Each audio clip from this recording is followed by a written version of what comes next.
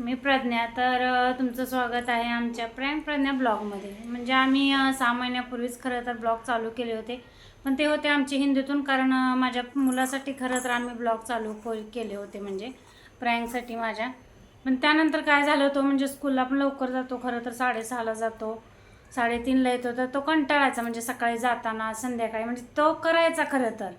पण मलाच असं वाटायचं की ते कंटाळते, आणि मग त्याच्यामुळे मला थोडंफार करावे लागायचे. तर ते मला कसं हिंदी बोलता येतं, पण एवढं म्हणजे जी आपली मराठी भाषा आहे आणि हिंदी, म्हणजे त्याच्यामध्ये फरकच आहे ना. शेवटी बोलता तर येतं, कारण मी शेवटी आर्मीवालीची बायको आहे, त्याच्यामुळे हिंदी येतं मला. त्यांच्यासोबत राहिल्यामुळं मला चांगल्यापैकी हिंदी येतं, पण एवढं म्हणजे कम्फर्टेबल वाटत नव्हतं बोलायला. आणि मग ते कसं पुढच्या माणसांना पण ते वेगळंच वाटतं खरं तर. जर आपण मराठी माणूस असेल आणि तो जर हिंदी बोलत असेल, तर ते कधी पण ओळखून निघतंच, कारण ते आपली भाषा नसतेच लहानपणापासूनची. तर त्याच्यामुळे आजपासून बघा आम्ही ब्लॉग बनवतो. तर हा आहे आमचा पहिलाच ब्लॉग. तर बघा, सकाळी आम्ही उठून वगैरे झालो होतो तयार. आज सकाळी लवकरच उठलो होतो, कारण काल आमच्या सोसायटीत 10ला पाणी गेलेलं, ते 3 वाजता आलेलं. मग त्याच्यामुळे आज आम्ही 9लाच उठलो होतो. 9 म्हणजे तुम्ही म्हणत असाल आता ही आत्ता तर बोलली की लवकर उठलेलो, पण प्रँकची शाळा नसल्यामुळं मी 9 9:30ला उठतो प्रँक. आणि मी पण आज 9लाच उठलो होतो. 10 वाजता म्हणजे पाणी जाईल का काय ह्या भीतीनं. मग त्यानंतर कपडे वगैरे सगळं झालेलं सकाळीच आमचं. त्यानंतर खिचडी वगैरे करून खाल्ली, सगळं काम वगैरे आवरलेलं. आणि आत्ता खरं तर वाजले तर बघा 6 झालेत आत्ता. तर आत्ताच खाली जाऊन मी वाटाणे घेऊन आले, कारण माझी तब्येत बरी नाही आहे. तुम्ही माझा शॉर्ट व्हिडिओ बघाल तर त्याच्यामध्ये मी बोलली की माझे हे आलेत जोडी वगैरे करायला. तर ते खरं तर जोडी वगैरे करण्याचं म्हणजे होतं निमित्तच, पण माझी तब्येत अचानकच जास्त बिघडलेली, त्याच्यामुळे ते आलेले. आणि अजून माझ्या काही तोंडाला चव नाही आहे. तर आज उपास असूनसुद्धा इकडे बघा रात्रीच्या जेवणामध्ये म्हणजे हे करायचं आहे, आज मॅगी बनवायची. तर माझा पिढू इकडं मला मदत करतोय. नमस्कार हे बघा, जय शिवराय. बोटच मध्ये मध्ये येते पण जाते. तर इकडे बघा काय आहे. तर हा आहे माझा पिंगवीन, माझ्यासाठी घेतला आहे मी DMartमधून. इकडे बघा माझ्या पिढून कशा शेंगा सोललेत. तर मग आता बनवायचे आहे बघा मला मॅगी. 6:30पर्यंत बनवेन. आता खरं तर 6ला गेलेलो खाली, आता 6:45 तरी झाले असतील नक्कीच. आता देवपूजा वगैरे करते संध्याकाळची, आणि मग त्यानंतर मॅगी बनवेन. कारण आता प्रँकचं स्कूल चालू होणार आहे सोमवारपासून. मग अजून त्याचा मॅथचा थोडाफार अभ्यास राहिला आहे कंप्लीट करायचा, तर तो आज कंप्लीट करून घ्यायचा आहे. आता झोपताना घेईन थोडंफार लिखाण करून. आणि मग उद्या आता इंग्लिशचे काहीतरी ॲक्टिव्हिटी आहेत, प्रोजेक्ट वगैरे काहीतरी बनवायचे, तर ते आता उद्या करून घ्यावे लागतील. आता बसलेलेच बघा निवांत. तर आता इथून पुढं मी खरं तर ब्लॉग बनवणार आहे, कारण प्रँक थोडाफार मोठा होईपर्यंत मीच बनवेन. म्हणून तर मी खरं तर प्रँक प्रज्ञा असं ब्लॉगला नाव दिलं आहे, जेणेकरून मला वाटेल तोपर्यंत मी बनवणार आहे. एकदा प्रँक जरा मोठा झाला की मग कसा तो वेळ काढेल. आत्ता पण तो म्हणजे असणारच आहे माझ्यासोबत ब्लॉगमध्ये. कधी तो बनवेल, कधी मी बनवेन. कारण माझं कसं आहे, माझी तब्येत खरं तर नाही साथ देत, एकटी राहते, त्याच्यामुळे मग रात्रीची एक तर लवकर झोप लागत नाही. विचार म्हणजे माझे ह्यांचं तर काहीच नसतं खरं तर.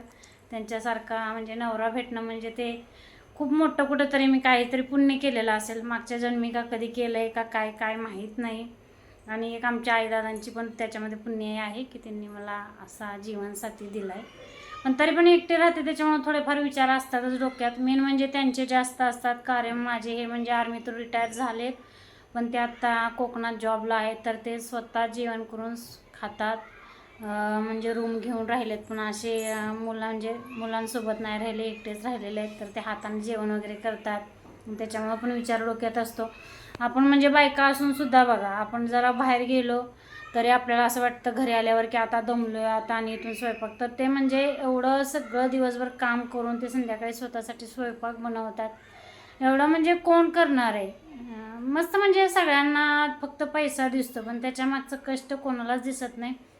आता तर तो आहे खरं PWDमध्ये, तिथं एवढा म्हणजे त्याला त्रास नाही आहे किंवा काय, पण तरी पण आहेच. आर्मीमध्ये तर असताना का नाही, म्हणजे कोणत्याही आर्मीवाल्याचं ना म्हणजे 1-1 रुपया अक्षरशः विचार करूनच खर्च केला पाहिजे. कारण आर्मीवाल्याचं जीवन एवढं बिकट असतं ना. कारण मला पहिल्यापासूनच आर्मीवाला करायचं होता, जसं मला कळतं आहे तसं. आणि मला पण असं ते टी व्हीतलं बघून वाटायचं की अरे काय नाही, आर्मीवाले भरपूर सुखात असतात, असं तसं काय नसतं. पण जेव्हा मी त्यांच्यासोबत पहिल्यांदा काश्मीरला गेले आणि मी तिथली अवस्था पाहिली आपल्या आर्मीवाल्यांची, म्हणजे ते आपण बघूच शकत नाही. म्हणजे एक आर्मीवाल्याची बायको तर ना, त्याचा अक्षरशः ना आपल्या नवऱ्याचा रुपया हा विचार करूनच खर्च करेल खरं तर. जर तिनं त्याची अवस्था बघितली तर, जर ती त्याच्यासोबत गेली तर तिला पण एवढं काय वाटणार नाही जसं की बाकीच्यांना वाटतं. म्हणजे आता बघा, बाकीचे पण लोक बोलतात की अरे आर्मीवाल्यांना किती फॅसिलिटी आहेत हे ते, पण अरे तिथं जाऊन तुम्ही फक्त बघा की त्यांचं कसं असतं. म्हणजे खास करून त्यांचं जेवण पण, आर्मीवाल्यांचं कसं आहे म्हणजे एक खरं तर जीवन वेगळं का असतं का, तर ते सोबत राहताना तर ते एकमेकांना एवढा जीव लावतात ना ते आर्मीवाली, म्हणजे की वेगळंच खरं तर. अनुभव पण खूप छान आहेत आर्मीतले, पण त्यांचं ते कष्ट बघून पण तेवढंच दुःख होतं खरं तर. पण माझे हे तर झाले रिटायर, आता तिथून PWDमध्ये लागलेत, त्याच्यामुळे आता एवढं काय वाटत नाही. आत्ताच ते शहापूरमध्ये एक जण एक्सपायर झाला खरं तर. त्यांची म्हणजे सुट्टी पण सँक्शन झालेली, मुलाचा पहिलाच वाढदिवस होता पण ते एक्सपायर झाले. म्हणजे किती मोठंही दुःख आहे. आता त्याच्यातून फक्त त्याच्या बायकोला आणि त्या मुलालाच खरं तर सावरायचं आहे. आई वडिलांना कसं होतं की ठीक आहे चला एवढं म्हणजे हे नसतं, पण शेवटी तिचं कसं आहे, तिचं पूर्ण आयुष्य जायचं आहे. पैसे भेटतात पण अरे पैशानं कोणाचीही उणीव हे होत नाही खरं तर. काय म्हणतात त्याला, भरून निघत नाही.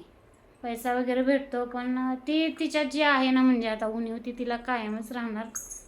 आणि त्याच्यामुळं माझं तर म्हणजे सगळ्यांनाच मी म्हणजे आता बोलतीये व्हिडिओद्वारा आपल्याला सगळ्यांना सांगते की आर्मीवाल्यांची जेवढी जमेल तेवढी म्हणजे रिस्पेक्टच करा खरं तर. माझा नवरा आहे म्हणूनच मी बोलते असं नाही आहे खरं तर, पण रिस्पेक्ट ही केलीच पाहिजे आर्मीवाल्यांची. खास करून सरकारी जॉबमध्ये जर कुठलीही नोकरी अशी असेल ज्यामध्ये कष्ट आहे, एकतर फॅमिलीपासून लांब राहायचं, तर ती फक्त आर्मीच आहे. तुम्हाला मस्त त्यांच्या फॅसिलिटी फक्त दिसतात, तर त्याकडं अजिबात बघू नका. ते कुठल्या दुःखातून जातात ते बघा. तर चला मग आता मी पण घेतेच आता देवपूजा वगैरे करून. इकडं प्रँकचे झालेले आहेत माझ्या वाटाने सोडून, बघा इथं त्याचं काय चालू आहे, बसलाय खाली. अजून मला आता संध्याकाळचं झाडू पण मारायचे, त्यानंतर मग आरती वगैरे करेन देवाची मी. बाबा पिढूची माझ्या आता सुट्टी संपते, मग माझ्या मुलाचं आणि चालू होईल. 6:30ला जायचं असतं, बघा वाटाणा कसा टाकला त्यानं, डोळ्यातच बसला. जायचं असतं त्याला 6:30ला, मला 4:30ला उठायचं असतं. पण माझं कसं असतं, मी तो गेल्यानंतर झोपती, 7-7:30ला झोपती, ती उठते. एक दूधवाले काका यायच्या अगोदर मी उठत असते. माझ्या मुलाला तर 5:30ला उठावं लागतं. पण केली, सुट्टी होती त्याला 1.5 महिना, भरपूर एन्जॉय केलं. आजीकडंच 2 वेळा गेलो, मुंबईला पण गेलेलो पल्लूकडं, त्याच्या मावशीकडं. मोठ्या मावशीकडे का नाही? हां, मोठ्या मावशीकडं पण गेलेलो, पण त्याचा मी काही व्हिडिओ टाकला नाही, तर तो खरं टाकेन मी यानंतर. तिच्याकडं पण मी जाऊन आले 2-3 दिवस, का तर अक्का आणि भैया भरपूरच बोलवत होते आणि पल्लू पण म्हटली की ये म्हणून. मग गेलेली मी 2-3 दिवसच होती तिच्याकडं, कारण पनवेल काय जास्त लांब नाही.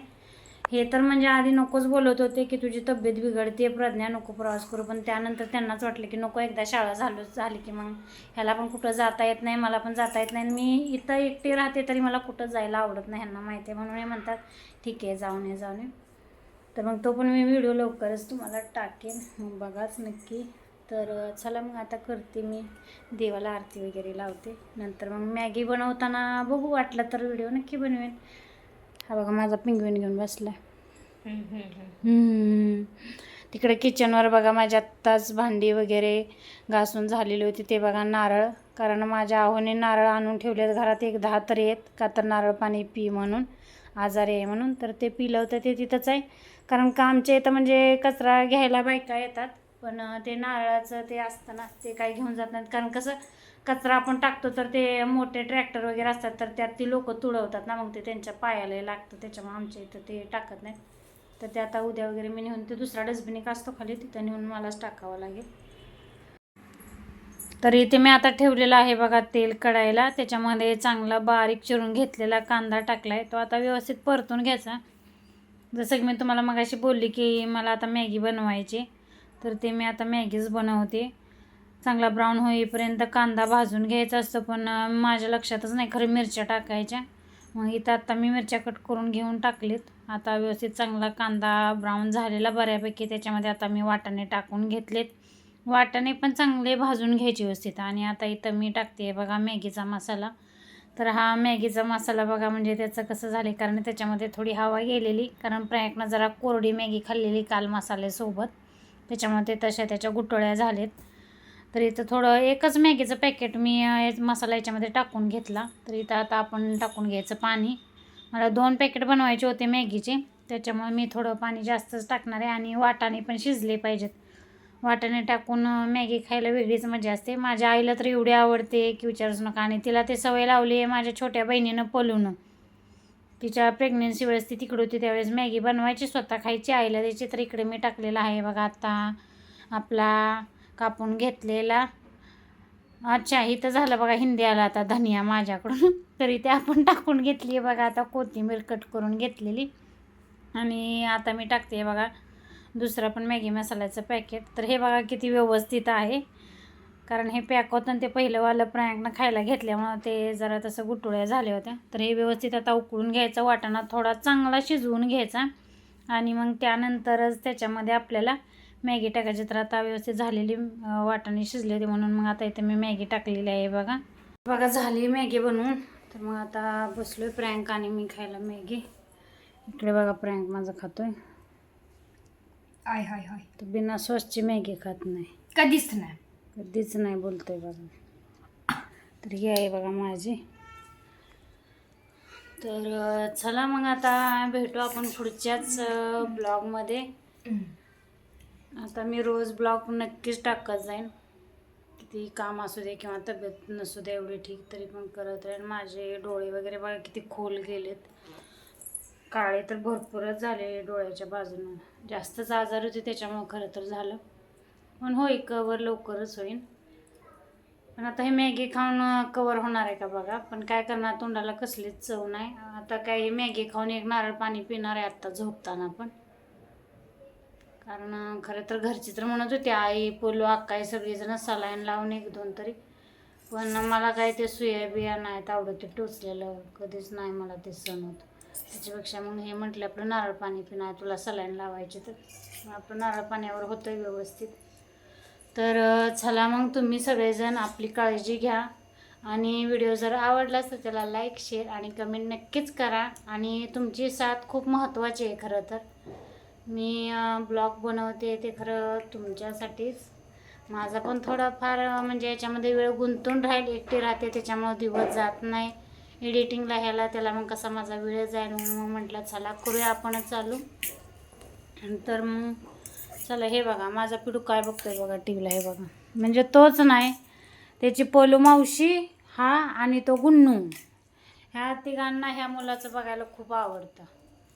हे जेवताना हेच लावत असं. हे बघा इकडं झालं आहे आता मॅगीमध्ये सॉस टाकून झालं आहे आता मिक्स करून. खरं तर त्याला ही सवय आमचीच लागली, कारण आम्ही ह्याला होतो आसामला त्यावेळेस मी आणि म्हणजे माझे हे खरं तर मी जास्त करून आरुतुरच करते. पण आता व्हिडिओमध्ये कधी कधी आवाजावं आरुतुर होईल तर ते तेवढं सांभाळून घ्या, कारण आरुतुर केले की लोक नावं ठेवतात. पण ती सवय लागली खरं तर. आम्ही दोघं कसं जास्त करून मिलिटरीत पण मी राहिले त्याच्यामुळे तिकडे पण सवय होती, इथं पण आता राहतो फोनवर असू दे त्याच्यामुळे मला ती सवय. तर चला मग त्याचं पण झालं जेवण. आत्ताच फोन आलेला जेवण केलं का म्हणून, नाही केलं तर ओरडत होते खरं तर की अजून जेवली नाहीस. पण हा खरं बॅटबॉल खेळायला गेलेला आशिष शुभम हे ते म्हणजे होते सोसायटीतली मोठी मुलं, म्हणून म्हटलं मग चल सोडते तुला खेळायला. मी पण गेलेली खाली, कारण मी त्याला एकटा काय सोडत नाही खेळायला, त्याच्यामुळंच मग जरा लेट झालं जेवायला आम्हाला. तर चला मग भेटू पुढच्या ब्लॉगमध्ये. Good night. Good night. तो खाण्यात बीज आहे. शुभरात्री.